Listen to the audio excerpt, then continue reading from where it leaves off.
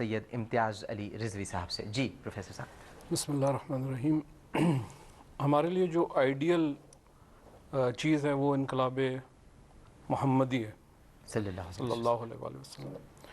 تو اس انقلاب میں ہم یہ دیکھتے ہیں کہ دور جاہلیت ہے، دور جاہلیت کی جو کیفیت تھی وہ بالکل ایسی ہے جو اس وقت پاکستانی معاشرے کی کیفیت ہے۔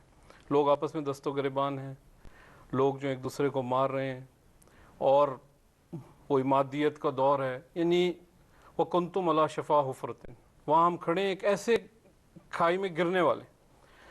اب یہاں پہ جو انقلاب محمدی سے ہم جب صلی اللہ علیہ وسلم ان سے جب ہم لیتے ہیں درس، تو ہمیں سمجھ آتا ہے کہ جو تبدیلی آئی تھی اس انقلاب کے بعد، جس کے ایک ماڈل ہم حجت الوداع کو دیکھتے ہیں، کہ وہاں پر وہی لوگ جو ایک دوسرے سے لڑتے تھے، ایک دوسرے کی جان کے دشمن تھے، وہ آج ایک دوسرے کے بھائی بھائی بن جاتے ہیں اور ایک دوسرے کا ساتھ دیتے ہیں۔ ہماری جو کیفیت ہے اس وقت، میں یہ سمجھتا ہوں کہ ہم بھی اس وقت دور جاہلیت، کہنے کو ہم مسلمان ہیں لیکن رہے ہم دور جاہلیت میں، چونکہ ہم نے اس پیغام کو بھلا دیا جو کہ پیغام رسالت تھا، اور پیغام جو یہ ولایت جس طرح ذکر کیا اس کا پیغام تھا، اس کو ہم نے بھلا دیا۔ اگر ہم چاہتے ہیں کہ ہمارا معاشرہ بھی تبدیل ہو اور واقعاً اسلام کی طرف آ جائے، تو پھر ہمیں بھی اسی انقلاب کو جو ہے وہ فالو کرنا پڑے گا۔ ٹھیک ہے۔ کیفیت یہاں پہ یہ، میں اس کی سب تھوڑا سا اور مزید وضاحت کرنا چاہتا ہوں کہ جو ہمارا معاشرہ ہے، پاکستانی معاشرہ، اس کی جو آج کی کیفیت ہے، اصل میں اس کی بنیادی جو جڑیں ہیں وہ بہت پرانی ہیں۔ وہ جو بوڑھا استعمار جس نے ڈیوائیڈ اینڈ رول کا جو فارمولہ دیا تھا، اس فارمولے کی وجہ سے آج بھی وہی کیفیت چلی آ رہی ہے کہ ہم جو ہیں منقسم ہیں، اور منقسم ہونے کی وجہ سے ہر آدمی ہم پر حکمرانی کرنا چاہتا ہے اور کر رہا ہے، اور ہمیں استعمال کر رہا ہے دوسرے معنوں میں۔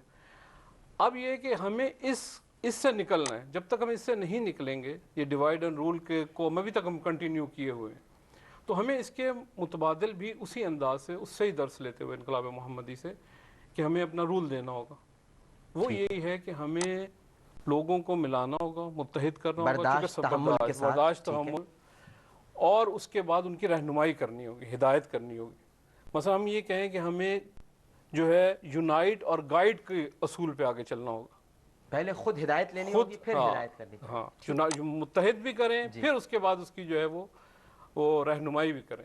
تو یہ کیفیت جو ہے ہماری اس وقت ہے، اور یہ انشاءاللہ اس سے اگر ہم یہ سمجھ لیں، اور جیسے کہ سوال کرنے والے نے کہا تھا کہ علماء کی کیا ذمہ داری ہے، تو پھر پہلے مرحلے پر یہ اصول ذمہ داری ہی علماء کی پہلے مرحلے پر ان کو شو کرنا پڑے گا۔ لیکن ہماری جو اس وقت کیفیت ہے وہ یہ ہے کہ واقعاً میں یہ نہیں کہنا چاہتا کہ مثلا ہم ایک شرک کے اس میں، یعنی ایک قسم کے شرک میں مبتلا ہیں۔ کیوں؟ کہ ہم کسی نہ کسی بت کو پوج رہے ہیں، یا تو اپنے فرقے کو پوج رہے ہیں، یا اپنے مدرسے کو پوج رہے ہیں، یا اپنی پارٹی کو پوج رہے ہیں، یا اپنی انا کو پوج رہے ہیں، یا اپنی پارٹی کو پوج رہے ہیں، یا اپنے کاروبار کو پوج رہے ہیں، اپنی برتری کو پوج رہے ہیں، اپنی بات کو پوج رہے ہیں کہ بس یہ مسلط ہو جائے، جو ہم کہہ رہے ہیں وہ صحیح ہے، باقی سب غلط ہے۔ ٹھیک۔ السلام علیکم۔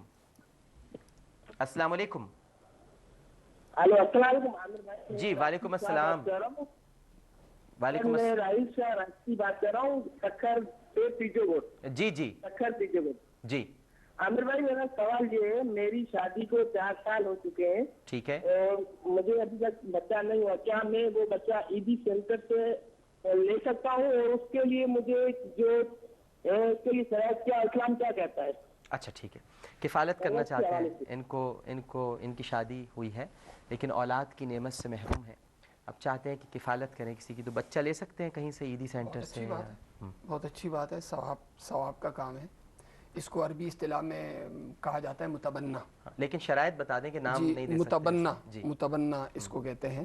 جناب رسول اکرم صلی اللہ علیہ وسلم نے حضرت زید رضی اللہ تعالیٰ عنہ کو اپنا متبنہ یعنی منہ بولا بیٹا بنایا تھا، لیکن قرآن میں اس کے ساتھ یہ بھی شرطیں ہیں، وما جعل ادعیاءکم ابناءکم، تمہارے منہ بولے بیٹے جو ہے تمہاری حقیقی اولاد نہیں بن سکتے۔ تو اس بنیاد پہ ان کی نسبت جو ہے وہ نام کے ساتھ اپنی طرف نہ کی جائے۔ یہ بچہ اگر بڑا ہوگا تو بہرحال یہ محرم نہیں ہوگا، یہ اجنبی ہوگا، محرم بنانے کے لیے اپنی جو محرم جو رشتہ دار ہیں ان سے شادی کر کے ہی ان سے جو پردے کا مسئلہ ہے وہ حل ہو سکتا ہے. اسی طرح جو وراثت کا دودھ مسئلہ پلانے والا اگر گھر میں ایسا ہو تو پھر جی دودھ پلانے والی اس طریقے سے بھی رشتہ قائم کیا جا سکتا ہے. اس طرح چونکہ یہ منہ بولا بیٹا ہے، حقیقی بیٹا نہیں ہے، تو وراثت کا جو مسئلہ ہے وہ یہ کہ ایک بیٹے ہونے کی حیثیت سے وہ وراثت بھی جو ہے وہ اس بچے کو نہیں ملے. ٹھیک ہے جی رضوی صاحب. جی جس طرح مفتی صاحب نے کہا ہے، ہمارے یہاں بھی بالکل ایسے ہی مسئلہ ہے. ایک تو ایک اچھا کام ہے، ایک ورثہ ضرورت مند بچہ ہو، اس کو اپنی بھی آپ ضرورت کو پوری کریں، اس کے لیے بھی کفالت کریں تاکہ وہ بھی معاشرے میں ایک اچھے مقام کے ساتھ زندگی گزار سکے. اور ساتھ ساتھ یہ جس طرح مسائل ہیں یہ بھی اسی طریقے سے کہ آپ اس کو نام نہیں دے سکتے، اور نام اس کا جو ہے جیسا رہے گا اپنا نام والد کا نہیں دیا جا سکتا. اور اسی طرح جو محرم کے مسائل ہیں وہ بھی بالکل اسی انداز سے. ٹھیک ہے، یہاں لیتے ہیں ہم ایک اور چھوٹا سا وقفہ. وقفے کے بعد دوبارہ حاضر ہوں گے. ہمیں یقین ہے کہ آپ سب لوگ ہمارے ساتھ ہی رہیں گے.